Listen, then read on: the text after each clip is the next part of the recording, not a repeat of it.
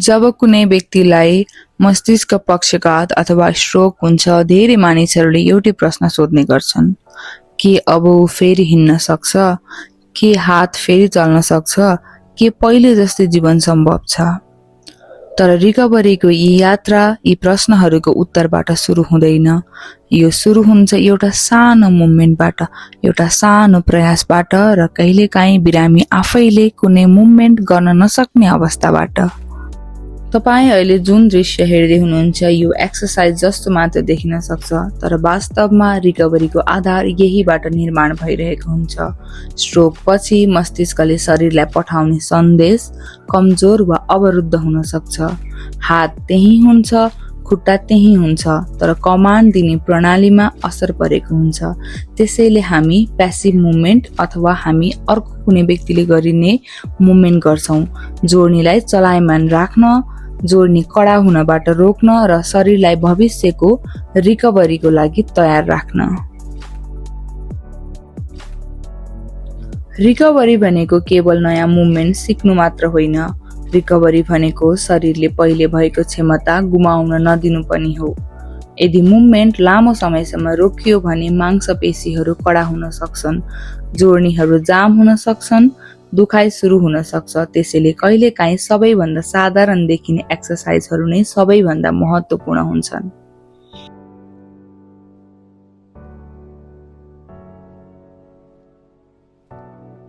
हामी दैनिक जीवनमा हातको महत्त्व तब बुझ्छौं जब त्यो हातले साथ दिन छोड्छ।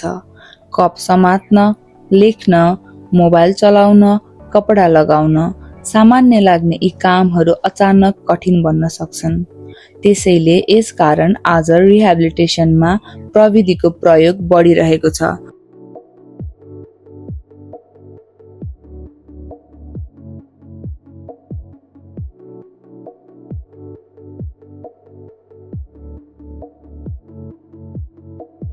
यस भिडियोमा देखाइए जस्तो रोबोटिक ह्यान्ड ग्लोभ जस्ता उपकरणले हातलाई बारम्बार मुभमेन्टको अवसर दिन्छन्। तर एउटा कुरा सधैँ सम्झिनुपर्छ, टेक्नोलोजीले रिकभर गर्दैन। रिकभरी गराउँछ बिरामीको प्रयासले, थेरापीले र निरन्तरताले।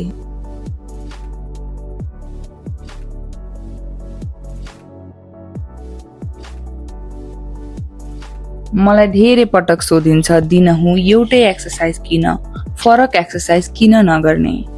किनकि हाम्रो मस्तिष्क रेपिटेसनबाट सिक्छ। जसरी एउटा बच्चाले हजारौं पटक लडेर हिँड्न सिक्छ, त्यसरी नै स्ट्रोक पछि मस्तिष्कले फेरि मुभमेन्ट सिक्न हजारौं रेपिटेसन आवश्यक पर्छ। रिकभरी कुनै चमत्कार होइन, रिकभरी एउटा प्रक्रिया हो।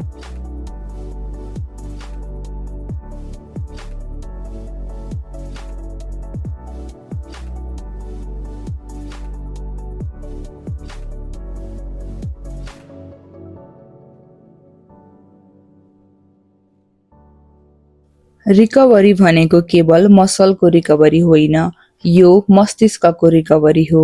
Attention, planning, coordination, decision making यी सबै कुरा एकसाथ काम गरिरहेका हुन्छन्। त्यसैले साधारण देखिने एक्टिभिटीहरू पनि वास्तवमा निकै अर्थपूर्ण हुन्छन्। बलियो घर बनाउनु अघि बलियो जग चाहिए जसरी हिँड्न सजिलो हुनको लागि शरीरको आधार बलियो बनाउनु पर्छ। यस भिडियोमा देखाए जस्तो ब्रिजिङ एक्सरसाइजले शरीरलाई उभिन र हिँड्न आवश्यक आधार तयार गर्छ। कुर्सीबाट उठ्नु सामान्य कुरा जस्तो लाग्न सक्छ, तर धेरै प्यारालाइसिसका बिरामीको लागि यो स्वतन्त्र जीवनतर्फको ठूलो कदम हो। कुर्सीबाट उठ्न सक्नु भनेको आफै बाथरुम जान सक्नु, आफ्नो काम आफै गर्न सक्नु र आफ्नो जीवनमा फेरि नियन्त्रण प्राप्त गर्न सक्नु हो। हिँड्नका लागि केवल खुट्टा बलियो हुनु पर्याप्त हुँदैन, ब्यालेन्स चाहिन्छ, कोअर्डिनेसन चाहिन्छ र सबैभन्दा महत्त्वपूर्ण आफ्नो शरीरमाथि फेरि विश्वास गर्न सक्नुपर्छ। त्यसैले रिहेबिलिटेसनमा वेट सिफ्टिङ, ब्यालेन्स ट्रेनिङ र पोस्चरमा यति धेरै ध्यान दिइन्छ।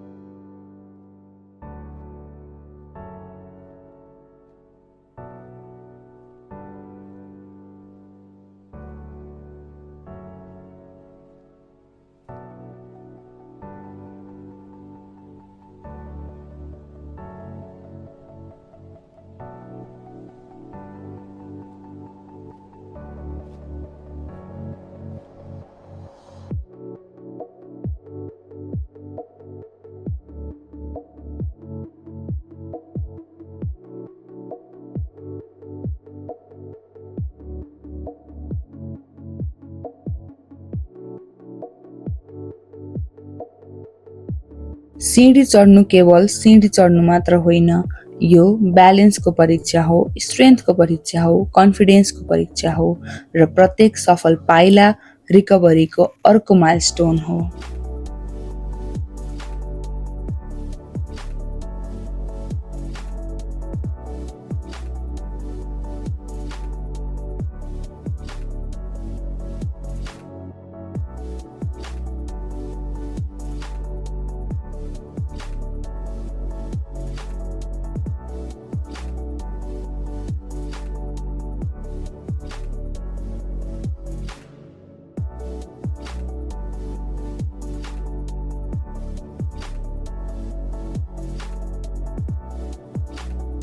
तपाईले यहाँ एउटा साइकल मात्र घुमिरहेको देख्न सक्नुहुन्छ, तर म यहाँ आशा घुमिरहेको देख्छु, म यहाँ प्रयास देख्छु, म यहाँ हार नमानेको मनोबल देख्छु, किनकि रिकभरी कुनै एउटा ठूलो कदमको परिणाम होइन, यो यस्तै सयौं साना मुभमेन्टहरूको परिणाम हो।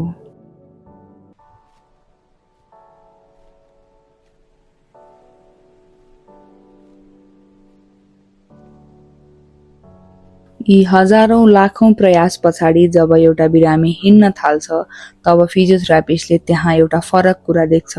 हामी देख्छौं कन्फिडेन्स, हामी देख्छौं डिटर्मिनेसन, हामी त्यो संघर्ष देख्छौं जुन हरेक पाइला पछाडि लुकेको हुन्छ, किनकि रिकभरीमा कुनै पनि पाइला सानो हुँदैन।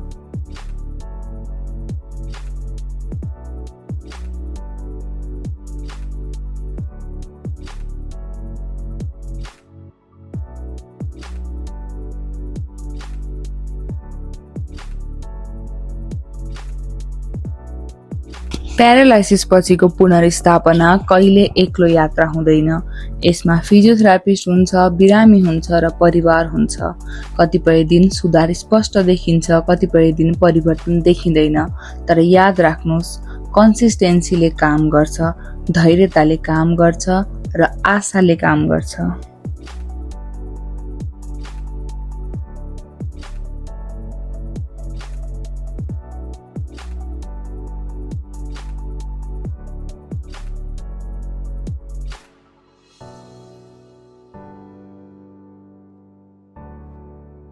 प्यारालाइसिसले जीवनलाई एकैछिनमा परिवर्तन गर्न सक्छ, तर रिकभरी एकैछिनमा हुँदैन।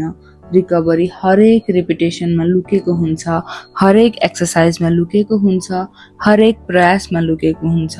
फिजियोथेरापिस्टको रूपमा हामी केवल एक्सर्साइज गराउँदैनौँ, हामी मानिसलाई फेरि विश्वास गर्न सिकाउँछौँ, फेरि प्रयास गर्न प्रेरणा दिन्छौँ र कहिलेकाहीँ जीवन फेरि सुरु गर्न साहस दिन्छौँ, किनकि तपाईले देख्नु भएको हरेक मुभमेन्ट पछाडि घण्टौंको मेहनत छ, असंख्य प्रयासहरू छन्, धैर्यता छ, आँसु छन्, मुस्कान छन् र सबैभन्दा महत्त्वपूर्ण आशा छ।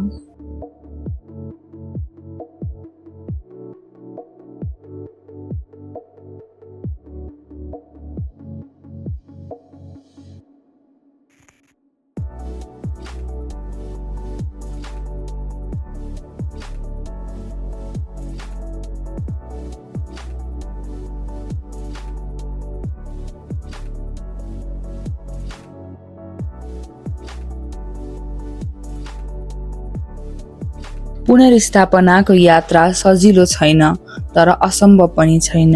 एउटा मुभमेन्ट, एउटा पाइला, एक दिन गर्दै। यही हो स्ट्रोक रिहेबिलिटेसनको वास्तविक कथा। म फिजियोथेरापिस्ट समीक्षा बराल र तपाईले हेरिरहनु भएको छ फिजियो प्लस। धन्यवाद।